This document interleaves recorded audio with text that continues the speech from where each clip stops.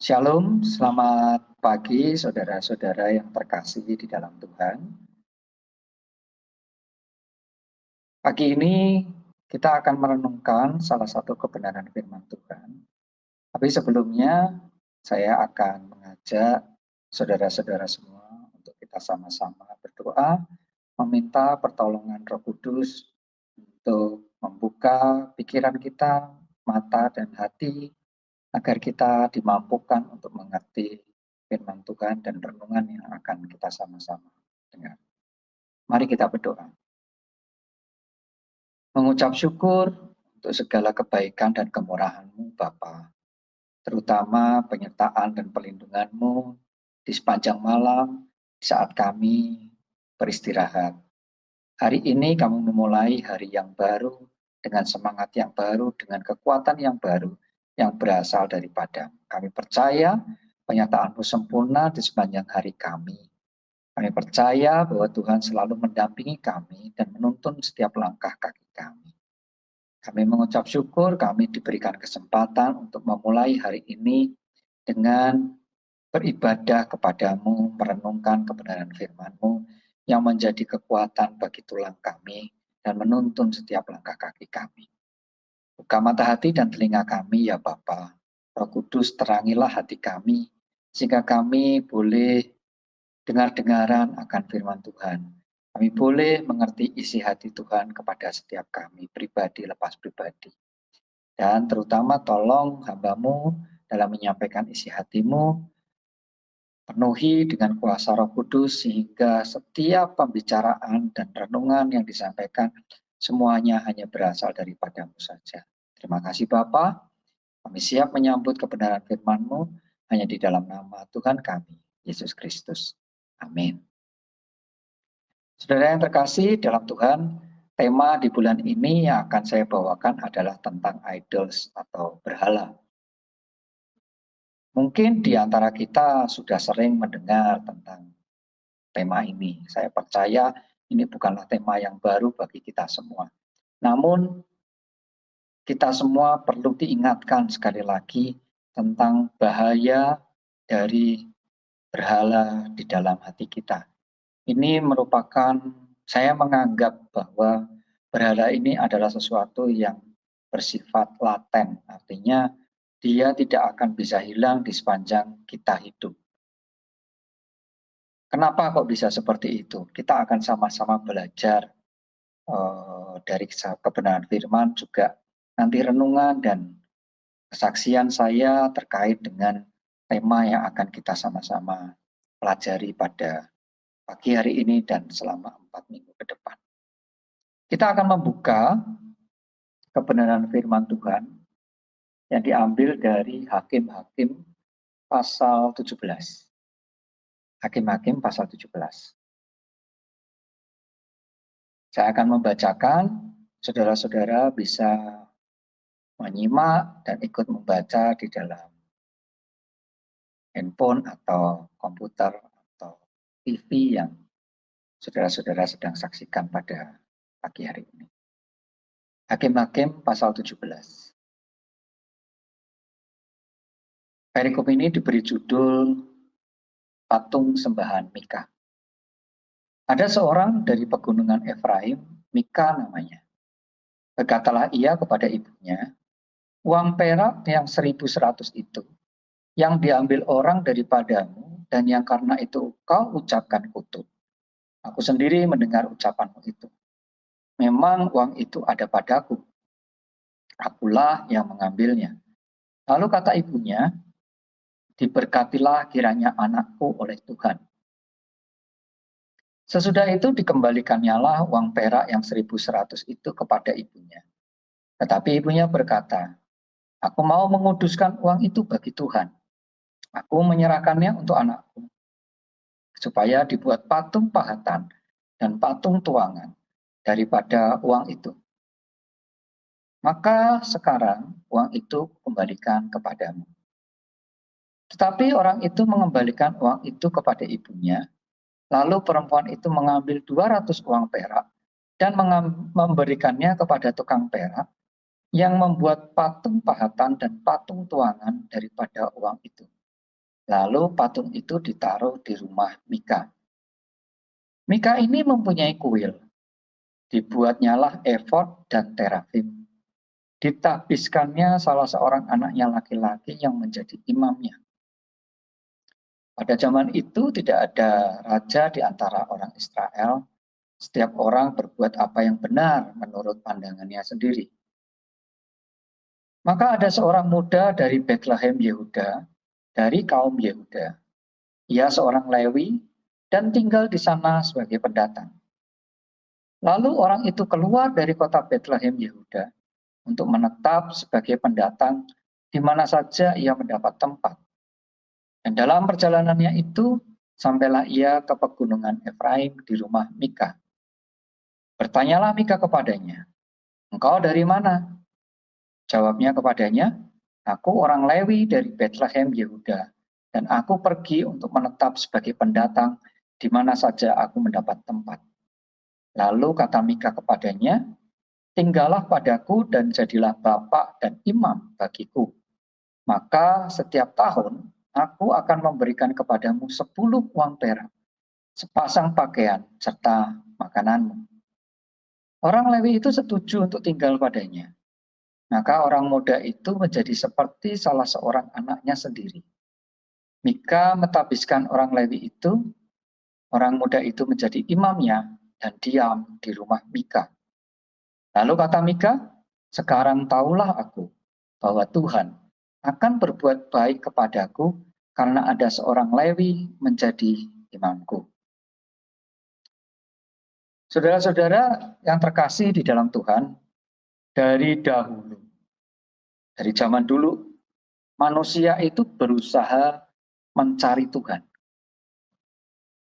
Mereka berusaha mencari Tuhan dengan berbagai macam cara. Kalau di dalam kisah Perjanjian Lama ada Menara Babel, di mana manusia berusaha mencapai langit yang dalam pemikiran keterbatasan pikiran manusia bahwa Tuhan selalu ada di atas di langit dan iblis ada di bawah, gitu ya. Pemahaman sederhana dari seorang manusia di mana langit adalah tempatnya Tuhan, sehingga dibuatlah menara setinggi-tingginya supaya mereka bisa mencapai Tuhan. Usaha manusia, baik pintar, hebat, itu berusaha yang mencari Tuhan itu sebetulnya berasal dari hati yang jahat, hati yang berdosa, hati yang kotor. Karena itu menunjukkan kesombongan manusia bahwa dengan kemampuannya dia dapat bertemu dengan Tuhan. Padahal kita sama-sama tahu bahwa tidak mungkin manusia dengan segala kehebatannya, dengan kekuatannya, dengan kepandaiannya berusaha menggapai tempatnya Tuhan. Justru Tuhanlah yang mau merendahkan dirinya, turun ke dunia dalam wujud manusia, yang baru saja kemarin kita peringati di hari Natal, bahwa perjumpaan manusia dengan Tuhan itu semata-mata adalah inisiasi dari Tuhan, oleh karena kemurahan Tuhan, bukan karena kehebatan manusia, bukan karena kepandaian manusia, bukan karena kesuksesan manusia. Apapun yang dia miliki tidak akan pernah bisa mengerti dan mencapai posisinya Tuhan. Nah, pagi hari ini kita akan coba mencerna firman Tuhan dari Hakim-Hakim 17 ini dengan hikmat dan pengertian yang berasal dari Tuhan. Saya akan mengajak saudara-saudara semua untuk membuka logika selebar-lebarnya untuk memahami pasal 17 dari kitab Hakim-Hakim ini. Karena penting untuk mencerna firman dengan kesadaran penuh, bukan hanya percaya tetapi tidak mengerti, tetapi kita harus mengerti. Karena berhala itu ada hubungannya dengan yang namanya mencintai atau mengasihi. Kalau kita lihat tadi kisah di ayat yang pertama bahwa Mika yang mengambil uang perak 1.100 dari ibunya, ya. Terus kemudian mengembalikan uang itu kepada ibunya. Mungkin ada yang berpendapat bahwa Mika ini sudah berbuat baik, dia sudah mengembalikan uang yang diambilnya, atau Mika ini sudah menyesal dan bertobat sehingga dia mengembalikan uangnya kepada ibunya. Namun kita perlu kaji lebih dalam, gitu ya. Apa yang mendasari dari Mika itu mengembalikan itu? Apakah betul itu adalah sebuah penyesalan dan pertobatan? Atau itu penyesalan saja? Atau dia hanya mencintai dirinya sendiri? Atau dia lebih mencintai uangnya daripada ibunya? Ya.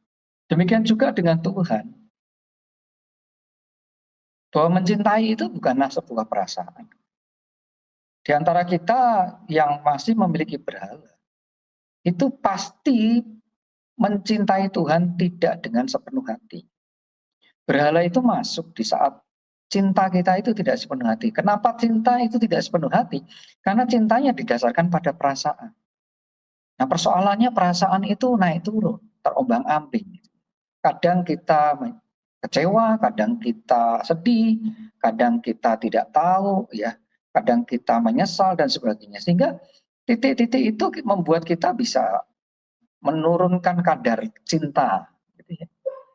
Nah, seringkali saya bicara dengan anak saya yang berusia remaja, gitu ya, bahwa memang di usia-usia remaja, pemuda, gitu ya, orang bisa jatuh cinta. Ya namanya juga jatuh cinta, tidak sengaja pasti ya. It happen to everyone. Jadi Anda bisa jatuh cinta kepada orang siapapun yang mungkin Anda tidak duga, gitu, baik laki-laki maupun perempuan. Ya, tapi nasihat saya sederhana kepada anak saya bahwa if you fall in love, take your brain with you.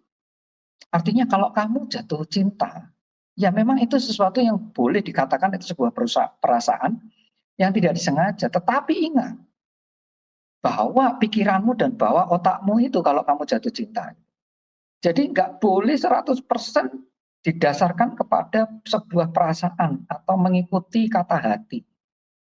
Logika harus dipakai setinggi-tingginya, pengertian harus didapat sebanyak-banyaknya. Supaya kita bisa menimbang setiap perkara dengan baik. Itulah pentingnya kita belajar firman. Itulah pentingnya kita mengerti isi firman Tuhan. Supaya dia menjadi penuntun bagi langkah kaki kita. Itulah kenapa kita perlu belajar firman.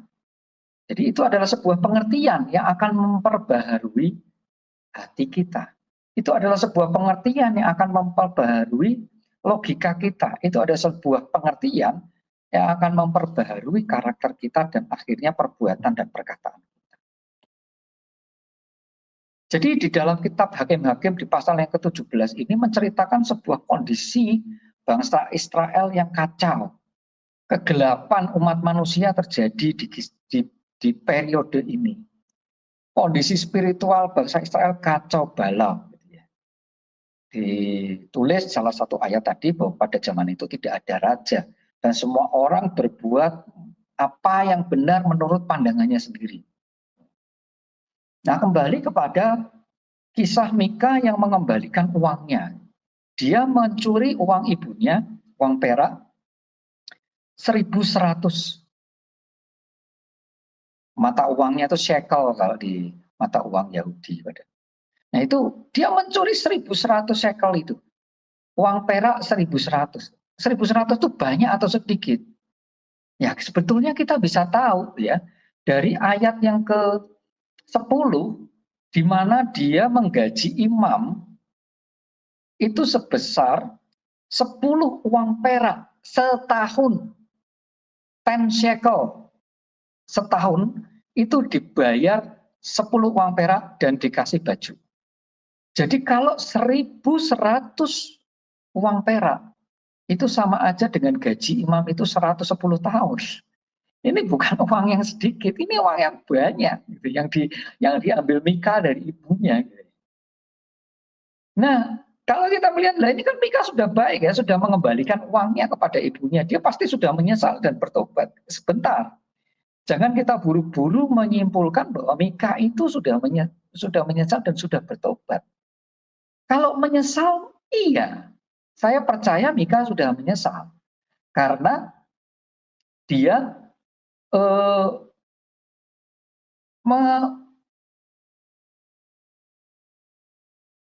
dia mengakui bahwa dia yang mengambil.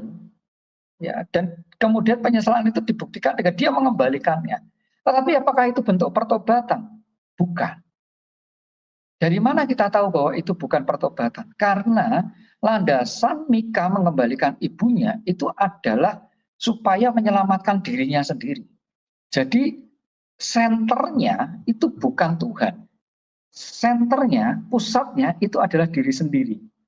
Kita bisa lihat di dalam ayat yang kedua, Mika itu berkata kepada ibunya bahwa uang perak yang 1.100 itu yang diambil orang daripadamu, dan yang karena itu kau ucapkan kutuk. Aku sendiri mendengar ucapan itu. Jadi Mika itu takut karena ibunya itu mengutuk. Saudara, mungkin kita punya salah satu budaya yang sama ya, bahwa kutuk dari orang tua, terutama kutuk dari ibu, gitu ya.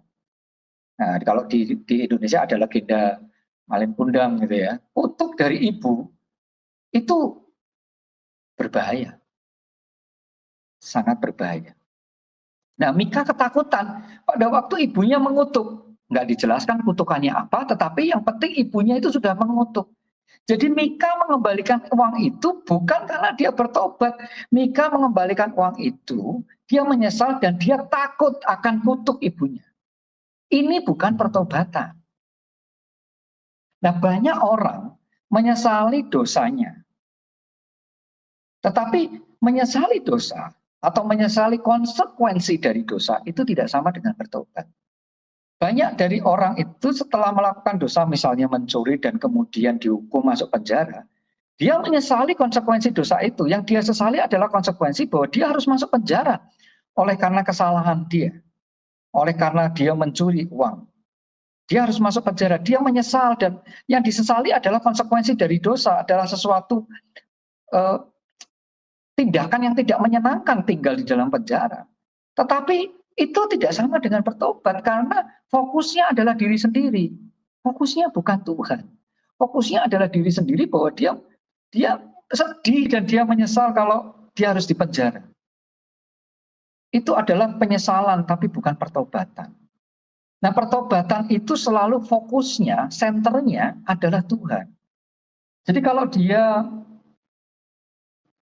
menyesali atas konsekuensi dari dosa itu, ya itu bukan pertobatan karena dia menyesal atas tindakannya yang mengakibatkan dia harus dipenjara. Tetapi bukan pertobatan karena fokusnya adalah diri sendiri, penyesalan atas perbuatannya. Itu sama dengan orang yang kalau dia berhutang terus kemudian dia ditagih oleh debt collector, dia menyesal, kemudian dibantu oleh seseorang, gitu ya, mungkin dibantu oleh Tuhan lewat seseorang, utangnya dilunasi, suatu hari dia akan pasti berhutang lagi dan akan kembali ke tempat, jatuh di tempat yang sama lagi, karena yang dia lakukan adalah penyesalan atas konsekuensi dosa, bukan pertobatan. Kalau pertobatan itu akan membawa pemulihan sepenuhnya, tidak akan mengulangi lagi. Jadi bedakan antara penyesalan atas konsekuensi dosa dengan pertobatan. Nah, kita bisa lihat bahwa Mika ini hanya pada titik penyesalan atas konsekuensi dosa, bukan pertobatan. Nah, kita perlu membedakan ini supaya kita mengerti nanti, supaya kita tidak terjerumus kepada yang namanya pikiran-pikiran atau hati yang menyesatkan. Nah, setelah dia mengembalikan itu, ibunya itu mau menguduskan uang itu. Maksudnya baik. Maksudnya baik, menguduskan itu ya memberikan persembahan ke gereja kalau zaman sekarang lah ya. Kira-kira seperti itu ya. Dia mengambil 200 uang perak diberikan ke tukang perak. Nah, ini persoalannya. Untuk membuat patung pahatan dan patung tuangan daripada uang itu. Lalu patung itu ditaruh di rumah Mika. Ya, di ayat yang kelima, Mika ini mempunyai kuil. Ya, kalau di rumah itu ada tempat berdoa gitulah kira-kira ya. Mika ini mempunyai kuil, dibuatnya lah efod. Efod itu kan baju imam. Ya, terafim itu adalah alat perlengkapan imam pada waktu memimpin sebuah ibadah. Nah, kemudian Mika itu mentahbiskan salah seorang anaknya laki-laki menjadi imam. Ini saya juga nggak tahu ini ditahbiskan dari sinode mana gitu ya. Mika ini hebat sekali bisa mentahbiskan anaknya jadi imam. Ya. Nah, kalau kita melihat di ayat yang selanjutnya bahwa si ibu itu tadi membuat patung pahatan dan patung tuangan dari 200 uang perak. Ya. Biasanya kalau di perjanjian lama, setiap patung berhala itu pasti ada namanya. Patung Mamon gitu ya, patung dewa Asitoret, patung Dagon, dewanya orang Filistin, gitu. Selalu ada namanya. Nah kita mesti heran, kenapa di ayat yang keempat ini, patung ini tidak ada namanya. Hanya ditulis patung pahatan dan patung tuangan. Penjelasannya sederhana.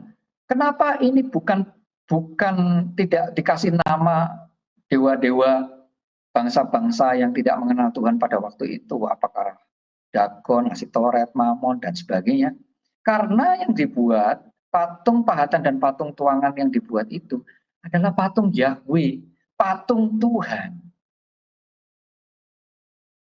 Jadi ibunya dan Mika ini menyembah Tuhan yang benar. Tuhannya Allah Israel. Tetapi dia menyembah dengan cara yang salah dengan membuat patung. Nah saudara, kira-kira hari-hari ini apakah masih ada di antara kita yang menyembah Tuhan yang benar? Kita menyembah Yesus Kristus, kita menyembah Bapa di surga yang benar, tetapi dengan cara yang salah. Oh, banyak sekali. Cara yang salah itu bisa wujudnya dengan berbagai macam model. Bukan hanya tentang patung tuangan, patung pahatan, bisa juga dengan liturgi yang menurut manusia, bisa juga dengan ujian yang berbeda-beda, bisa juga dengan pengertian-pengertian atau perintah-perintah manusia, dan sebagainya. Nah, peristiwa ini sebetulnya tidak hanya terjadi di perjanjian lama, tetapi ini juga diingatkan oleh Rasul Paulus di dalam 2 Timotius. Kita akan sama-sama membuka 2 Timotius pasal 4 ayat 3 sampai dengan 4. 2 Timotius pasal 4 ayat 3 dan 4. Karena akan datang waktunya orang tidak dapat lagi menerima ajaran sehat atau ajaran yang benar. Tetapi mereka akan mengumpulkan guru-guru menurut kehendaknya untuk memuaskan keinginan telinganya. Gak jauh beda ya dengan peristiwa Mika yang mentahbiskan anaknya untuk menjadi imam. Terus dia membuat patung, membuat liturgi sendiri, membuat cara sendiri bagaimana menyembah Tuhan. Yang keempat, ayat keempat, mereka akan memalingkan telinganya dari kebenaran dan membukanya bagi dongeng. Ini perhatikan tentang dongeng. Jadi segala sesuatu yang tidak ada di dalam Alkitab itu dongeng manusia, kecampur-campur dengan tradisi budaya di mana kita tinggal. Itu dongeng. Nah seringkali khotbah banyak diisi tentang dongeng dari pengkhotbahnya. Penglihatan malaikat, naik turun surga neraka, benda-benda suci, pewahyuan di luar Alkitab, macam-macam. Itu dongeng. Itu, tapi masalahnya banyak dari kita suka mendengar tentang itu. Nah, kalau kita berpikir tentang yang namanya surga neraka gitu ya. Nah, ini sebuah motivasi yang sebetulnya hanya Tuhan yang tahu. Sebetulnya motivasi mengikuti Tuhan itu apa? Beberapa saya ketemu bahwa orang-orang motivasinya mengikuti Tuhan itu supaya tidak masuk neraka loh. Karena takut masuk neraka, makanya ikut Tuhan Yesus supaya nggak masuk neraka. Saudara, sepintas kayaknya benar ya. Tapi itu keliru loh. Itu tidak menyembah Tuhan, itu menyembah diri sendiri. Karena dia hanya mencintai dirinya sendiri. Jadi fokusnya untuk mengikuti Tuhan Yesus itu bukan untuk mencintai Tuhan, tapi karena mencintai diri sendiri supaya saya tidak masuk neraka. Jadi ini betapa liciknya hati yang bisa menipu kita. Ini berhala. Ini berasal dari hati yang jahat. Nah, sebetulnya menurut saya surga atau neraka itu tidak bicara sebuah tempat yang absolut. Kalau hari-hari ini surga atau neraka itu bagi saya bukanlah sebuah tempat yang absolut. Kalau kita merasa bahwa neraka itu adalah tempat yang buruk, tempat yang jelek, tempat yang kumuh, tempat yang penuh penderitaan. Lalu bagaimana dengan kehidupan Tuhan Yesus yang lahir hanya di kandang domba? Bagaimana tentang kehidupan rasul-rasul yang dipenjara atau mati di atas kayu salib, sama seperti Tuhan Yesus? Atau mati dibakar, dipanggang, digoreng, dirajam dengan batu? Dalam pandangan manusia itu neraka. Makanya kita bisa disesatkan bahwa dalam pemikiran duniawi, neraka itu pasti sesuatu yang tidak menyenangkan. Kalau kita penderitaan, kita hidup seperti di neraka. Tunggu dulu. Jangan gabungkan antara duniawi dengan situasi rohani. Bagi saya surga dan neraka tidak bicara tempat yang absolut. Surga dan neraka itu sebetulnya tergantung dengan siapa kita berada pada waktu itu. Dimanapun, kapanpun tempatnya. Bisa jadi saat ini kita terbaring di rumah sakit oleh karena sebuah penyakit yang ganas, yang tidak bisa disembuhkan. Mungkin beberapa orang menganggap bahwa dia benar-benar menderita dan berada di neraka. Tetapi kalau kita datangi ternyata dia penuh sukacita, penuh damai sejahtera, bahkan mukanya cerah.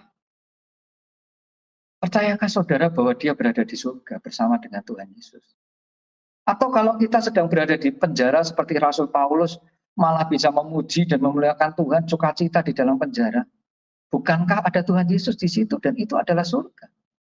Juga dengan Stefanus yang bersaksi dan kemudian dihukum mati.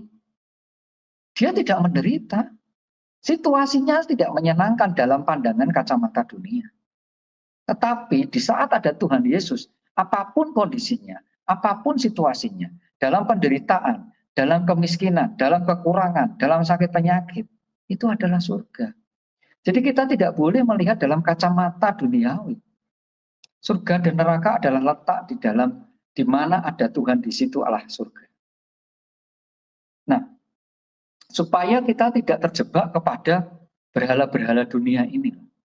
Karena kita bisa seperti Mika atau bisa seperti ibunya.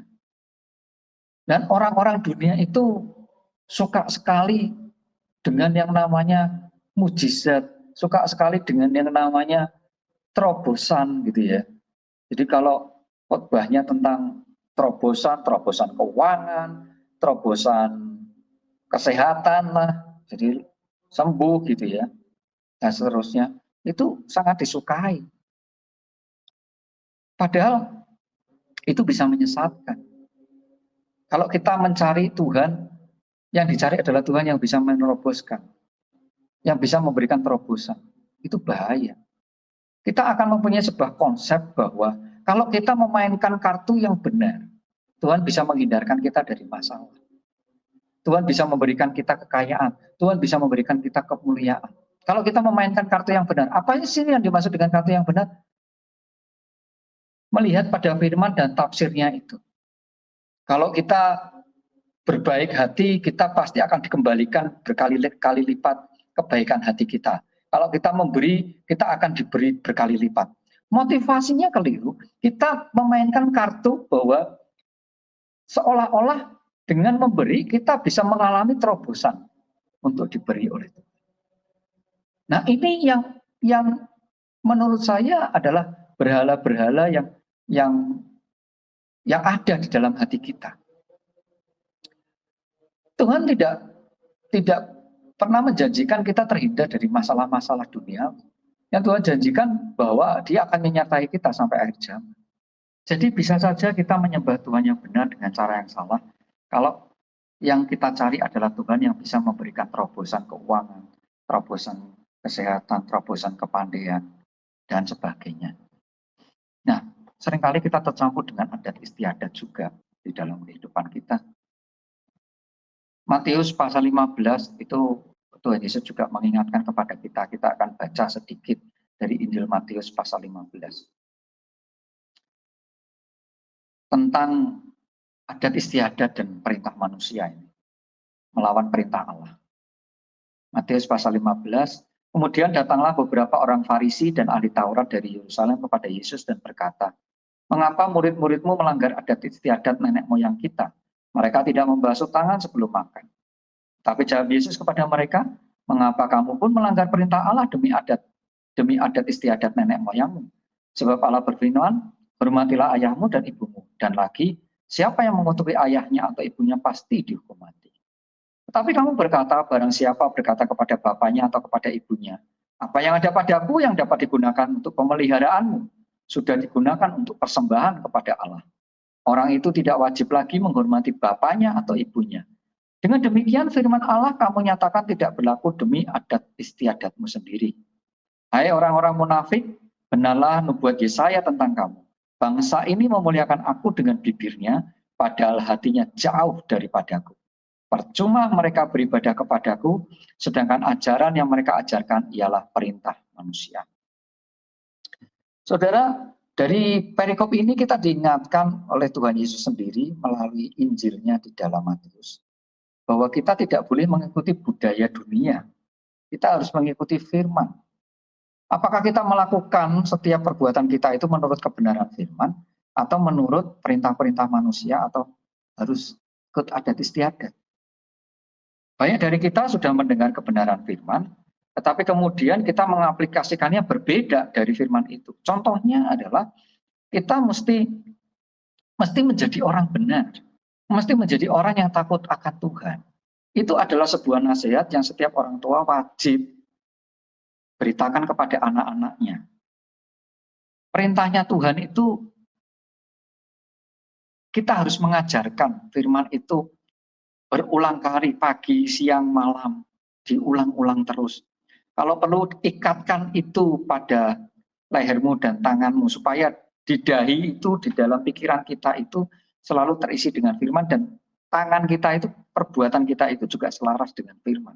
Sebuah tanda bagi zaman Israel pada zaman dahulu setelah Yosua ke belakang sampai hari ini, tanda di dahi dan tanda di tangan adalah sebuah perlambang bahwa firman Tuhan harus selalu ada. Nah, itu yang sebetulnya perintah Allah yang harus kita ajarkan kepada anak-anak kita, kepada generasi muda.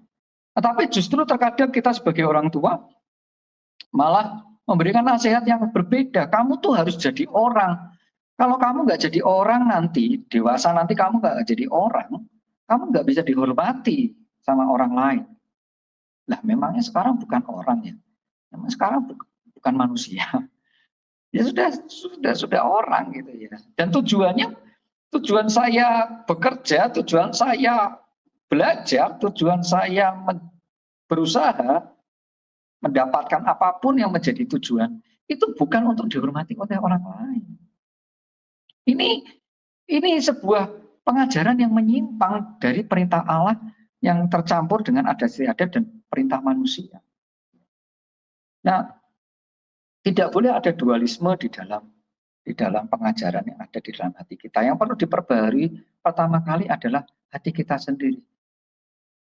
Bahwa tujuan hidup itu adalah untuk menjadi orang benar. Tujuan hidup saya adalah untuk menghadirkan kerajaan Allah di dunia. Tujuan hidup saya adalah untuk menyatakan kemuliaan Allah. Dengan cara apa? Dengan cara saya melakukan yang terbaik dari apa yang saya bisa. Dengan cara saya menjadi yang terbaik dari apa yang saya punya. Berusaha menjadi pengusaha yang terbaik, berusaha menjadi pekerja yang terbaik, berusaha menjadi profesional yang terbaik, berusaha menjadi apapun yang terbaik. Karena semuanya yang kita lakukan itu untuk Tuhan. Di situ nama Tuhan dipermuliakan. Itu adalah tujuan yang benar. Bukan untuk dihormati orang lain, bukan untuk menumpuk kekayaan, bukan untuk menjadi yang terhebat. Enggak. Itu berhala-berhala yang patut kita hindari, supaya kita melakukan segala sesuatunya itu untuk kemuliaan Tuhan dan bukan untuk kepuasan diri kita sendiri. Kalau kita kembali kepada kisah di dalam Hakim-Hakim pasal 17 tadi, bahwa setelah Mika membuat ada kuil, kemudian patungnya ditaruh di situ, anaknya laki-laki jadi imam, gitu ya. Tiba-tiba ada lewatlah orang Lewi. Nah, semua orang Israel tahu bahwa Lewi ini adalah keturunan imam, harus jadi imam. Gitu ya. Nah, nggak ngerti bagaimana si Lewi ini juga mungkin butuh duit, gitu ya. Jadi terjadilah transaksional antara Mika, di mana orang Lewi itu jadi imam buat keluarganya dia, dengan dibayar 10 uang perak, 10 shekel, dan 1 buah baju per tahun. Juga makan ikut dia, tinggal di rumah itu. Jadi imam. Ini imam profesional, bayarannya jelas, gitu ya. Jadi transaksional, bahwa motivasinya imam itu melayani ya memang karena memang digaji, karena dia butuh. Berbeda ya, ini bicara motivasi. Nah, persoalannya ini kembali lagi terulang di ayatnya ke-12, Mika ini mentahbiskan Lewi. Ini kan bingung ya. Ini Mika ini siapa bisa mentahbiskan? Ini dari satu perikop ini sudah mentahbiskan 2 orang dia. Mentahbiskan anaknya laki-laki dan mentahbiskan orang Lewi itu jadi imamnya dan diam di rumah Mika. Nah, ayat yang terakhir di pasal 13 kita bisa baca sama-sama. Ini motivasi yang salah, ini adalah ending, ini adalah kunci bahwa ini adalah penyembahan berhala. Fix. Ayat yang ke-13 di pasal Hakim-Hakim pasal 17. Lalu kata Mika, sekarang tahulah aku bahwa Tuhan akan berbuat baik kepadaku karena ada seorang Lewi menjadi imamku. Dia berpikir kalau dia sudah membuat gereja di situ, dia sudah menaruh imam yang adalah orang Lewi di situ, maka Tuhan akan berbuat baik sama dia. Apa bedanya dengan kita hari-hari ini? Kalau kita memainkan kartu yang benar, yang ada tertulis di Alkitab, maka Tuhan akan memberkati saya. Maka Tuhan akan membuat saya kaya. Maka Tuhan akan menjadikan saya sembuh. Semuanya motivasi itu fokusnya adalah diri sendiri, bukan mengasihi Tuhan. Orang yang mencintai Tuhan tidak memperdulikan dirinya sendiri. Dia mencintai Tuhan dengan sepenuh hati. Apapun kondisinya, dia tetap mencintai Tuhan. Kalau ini dia melakukan supaya Tuhan berbuat baik sama dia, itu cintanya pada diri sendiri. Itulah berhala. Gak kelihatan. Jadi berhalanya bukan hanya sekedar patung. Pada zaman dulu memang terlihat patung ini adalah berhala karena itulah yang disembah. Tetapi dampak dari sembahan berhala ini adalah dia tersesat jauh, bahwa dia tidak menyembah Tuhan, tapi dia menyembah dirinya sendiri. Kiranya cukup hari ini renungan firman Tuhan dari Hakim-Hakim pasal 17. Semoga kita semua dapat menangkap isi pesan Tuhan dan menjauhkan berhala-berhala di sekitar kita. Tuhan Yesus memberkati. Shalom.